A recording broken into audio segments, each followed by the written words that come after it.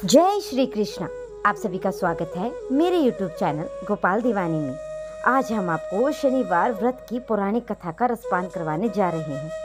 आप सभी से अनुरोध है कि कथा को पूरा सुनकर जाएं। आइए कथा आरंभ करते हैं। एक समय स्वर्गलोक में सबसे बड़ा कौन के प्रश्न पर 9 ग्रहों में वाद विवाद हो गया। विवाद इतना बड़ा कि परस्पर भयंकर युद्ध की स्थिति बन गई। निर्णय के लिए सभी देवता देवराज इंद्र के पास पहुंचे और बोले कि हे देवराज, आपको निर्णय करना होगा कि हम में से सबसे बड़ा कौन है। देवताओं का प्रश्न सुनकर देवराज इंद्र उलझन में पड़ गए और इंद्र बोले कि मैं इस प्रश्न का उत्तर देने में असमर्थ हूँ। हम सभी पृथ्वी लोक में उज्जैन नगरी में राजा विक्रमादित्य के पास चलते हैं। देवराज इंद्र सहित सभी ग्रह उज्जैन नगरी पहुंचे तो महल में पहुंचकर जब देवताओं ने अपना प्रश्न पूछा तो राजा विक्रमादित्य भी कुछ देर के लिए परेशान हो उठे, क्योंकि सभी देवता अपनी अपनी शक्तियों के कारण ही महान थे। किसी को भी छोटा या बड़ा कह देने से उनके क्रोध के प्रकोप से भयंकर हानि पहुंच सकती थी। अचानक राजा विक्रमादित्य को एक उपाय सूझा।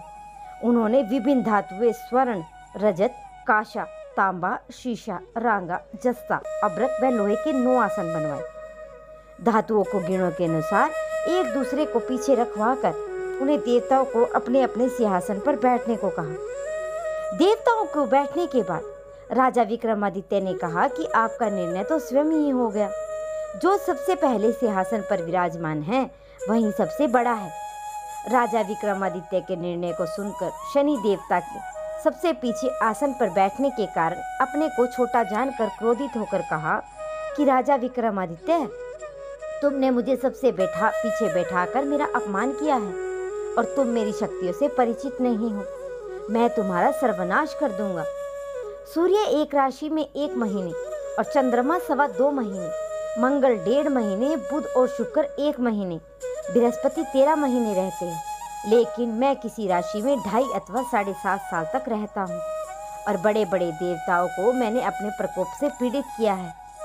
राम को 7.5 के कारण ही वन में जाकर रहना पड़ा और रावण को 7.5 के कारण ही युद्ध में मृत्यु का शिकार बनना पड़ा। राजा, अब तू मेरे प्रकोप से नहीं बच सकेगा। इसके बाद अन्य ग्रह देवता तो प्रसन्नता के साथ चले गए, परंतु शनिदेव बड़े क्रोध के साथ वहां से विदा हुए। राजा विक्रमादित्य पहले की तरह न्याय करते रहे और उनके राज्य में सभी स्त्री एवं पुरुष बहुत आनंद से जीवन यापन कर रहे थे। कुछ दिन ऐसे ही बीत गए। उधर शनि देवता अपने अपमान को भूले नहीं थे।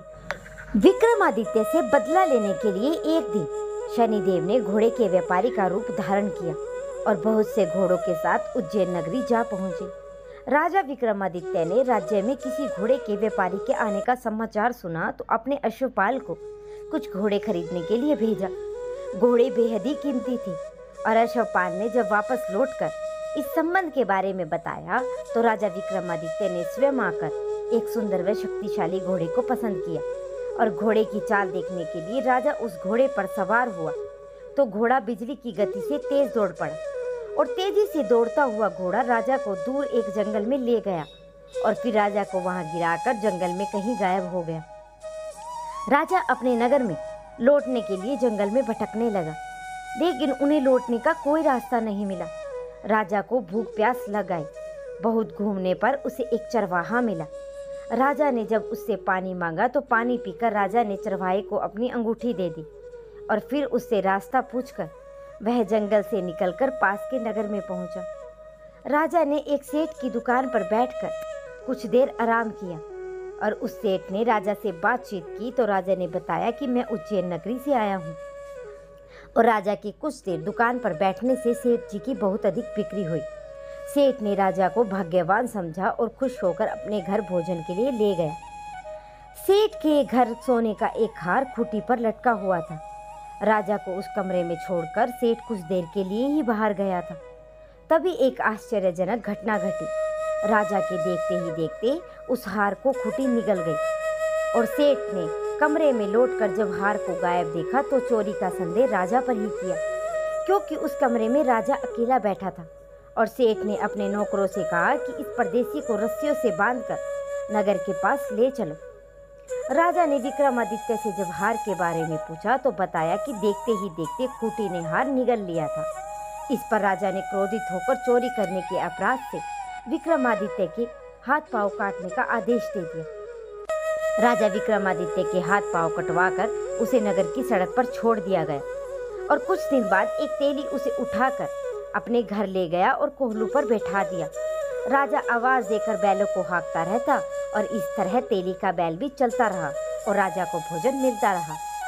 शनि के प्रकोप की 7.5 पूरी होने पर वर्षा ऋतु आरंभ हुई और राजा विक्रमादित्य एक रात मेघ मल्हार गा रहा था।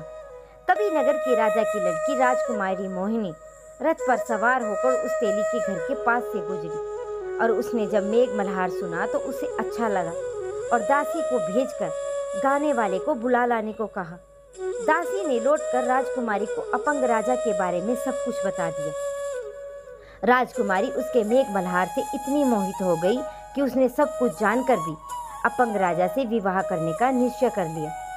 राजकुमारी ने अपने माता पिता से जब यह बात कही तो वे हैरान हो गए। रानी ने मोहिनी को समझाया कि बेटी, तेरे भाग्य में तो किसी राजा की रानी होना लिखा है, फिर तू उस अपंग से विवाह करके अपने पांव पर कुल्हाड़ी क्यों मार रही है। राजकुमारी ने अपनी जिद नहीं छोड़ी और अपनी जिद पूरी कराने के लिए उसने भोजन करना छोड़ दिया और प्राण त्याग देने का निश्चय कर लिया। आखिर राजा रानी को विवश होकर अपंग राजकुमारी विक्रमादित्य से उसका विवाह कराना पड़ा और विवाह के बाद विक्रमादित्य और राजकुमारी तेली के घर में ही रहने लगे। उसी रात स्वप्न में तेली ने राजा से कहा कि राजा, तुमने मेरा प्रकोप देख लिया है, मैंने तुम्हें अपने अपमान का दंड दिया है। राजा ने शनिदेव से क्षमा करने को कहा और प्रार्थना की कि हे शनिदेव, आपने जितना दुख मुझे दिया अन्य किसी को न देना। शनिदेव ने कुछ सोचकर कहा कि राजा, मैं तुम्हारी प्रार्थना को स्वीकार करता हूँ। जो कोई स्त्री और पुरुष मेरी पूजा करेगा, शनिवार को मेरा व्रत करेगा और मेरी व्रत कथा सुनेगा, उस पर मेरी अनुकंपा बनी रहेगी। प्रातःकाल राजा विक्रमादित्य की नींद खुली तो उसने अपने हाथ पांव देखकर राजा को बड़ी खुशी हुई। उसने मन ही मन शनिदेव को प्रणाम किया और राजकुमारी भी राजा के हाथ पांव सही सलामत देखकर आश्चर्य में डूब गई।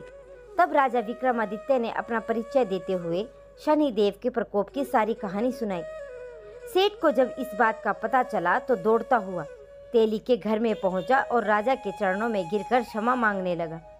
राजा ने उसे क्षमा कर दिया क्योंकि यह सब तो शनिदेव के प्रकोप के कारण हुआ था। सेठ राजा को अपने घर ले गया और उसे भोजन कराया। भोजन करते समय वहां एक आश्चर्यजनक घटना फिर से घटी। सबके देखते ही देखते उस खूंटी ने हार उगल दिया और सेठ जी ने जब बेटी का विवाह राजा विक्रमादित्य के साथ कर दिया। बहुत से स्वर्ण आभूषण देकर राजा को विदा किया। विक्रमादित्य और राजकुमारी मोहिनी और सेठ की बेटी के साथ उज्जैन नगरी पहुंचे तो नगरवासियों ने हर्ष से उनका स्वागत किया और सभी नगरवासियों ने पूरे राज्य में बहुत ही घी दीपक जलाए और विक्रमादित्य ने पूरे राज्य में घोषणा कराई कि शनिदेव सब देवों में सर्वश्रेष्ठ हैं।